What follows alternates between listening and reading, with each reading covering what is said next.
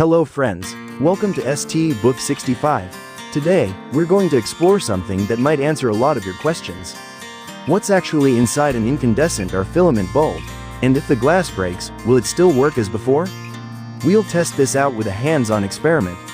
So, without further delay, let's get started. Now, let's turn it on and see. We know that inside an incandescent bulb, there's a tungsten filament that heats up and produces light.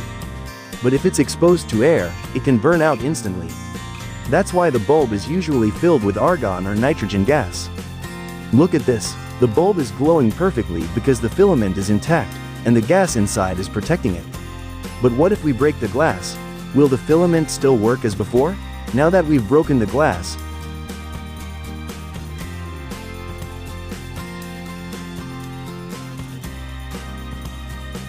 let's connect it again and turn it on. Let's see what happens. As you can see, the filament burned out within seconds. That's because it was exposed to oxygen in the air and couldn't withstand the heat. This is exactly why incandescent bulbs contain gas inside, to help the filament last longer. Through this simple experiment, we learned that the glass of an incandescent bulb is not just for external protection but also plays a crucial role in maintaining the internal environment. That's it for today. If you enjoyed this experiment, don't forget to like, comment, and subscribe.